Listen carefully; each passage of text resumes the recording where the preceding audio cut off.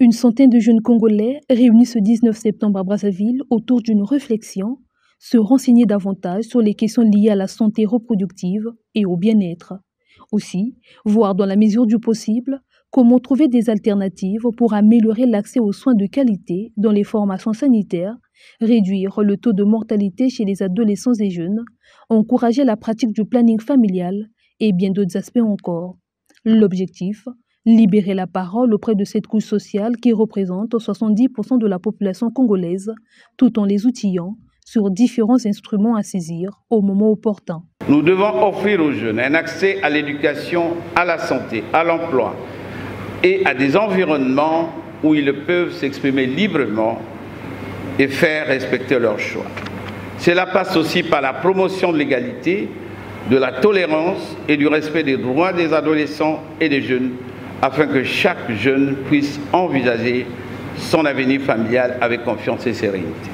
Enfin, pour tirer profit de l'évolution démographique et promouvoir le potentiel humain, il faut lutter contre les violences faites aux filles, lutter contre les mariages précoces et forcés, lutter contre les infections sexuellement transmissibles, notamment le VIH, offrir un meilleur accès aux méthodes de planification familiale sûres et efficaces aux jeunes.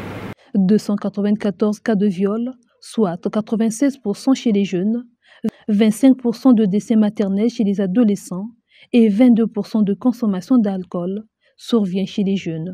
Voilà ce qui ressort des statistiques relevées lors des panels qui portaient entre autres sur les thématiques comme la violence sexuelle, la mortalité maternelle chez les adolescents et jeunes, ainsi que l'éducation complète à la sexualité chez les adolescents et jeunes.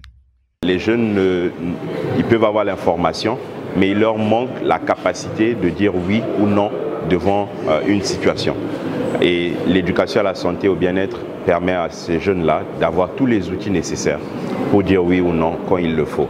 Et le deuxième aspect, c'était l'accès aux services.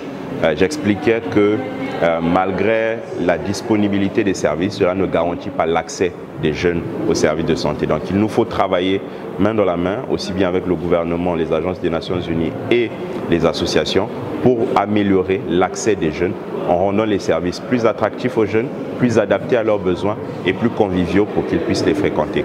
Et le dernier point, c'était évidemment le financement des interventions sur le terrain. La journée de réflexion sur la santé reproductive des adolescents et jeunes en République du Congo, organisée par le ministère de la Santé et de la Population, en partenariat avec les institutions des systèmes des Nations Unies, en l'occurrence l'OMS, l'UNESCO et l'UNFPA, tous ont fédéré leurs efforts autour d'un seul et unique bataille.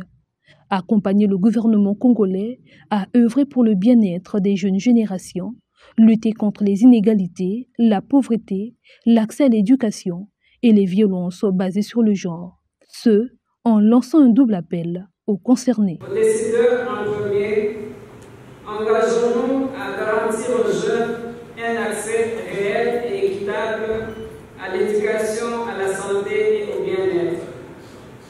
Œuvrons pour des services de santé plus accessibles, plus inclusifs et véritablement adaptés à leur réalité. Aux jeunes ensuite, je lance un appel de prendre la parole, de vous mobiliser, de vous informer.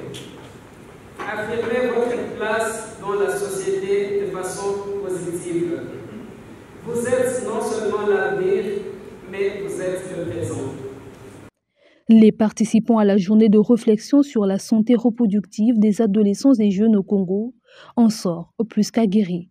Au sortir de là, je pense que c'est un grand travail que nous devons faire à l'endroit des jeunes, qui est de faire une forte sensibilisation sur toutes les questions qui sont en lien avec la santé sexuelle et de la reproduction. Désormais, on puisse penser à améliorer les services de santé, qu'on puisse penser à adapter les services qui sont rendus aux jeunes. La journée de réflexion sur la santé reproductive des adolescents et jeunes au Congo a connu son épilogue par une visite de terrain dans les formations sanitaires de Makelekele et Talangai, où les accouchés du jour ont bénéficié des kits de maternité.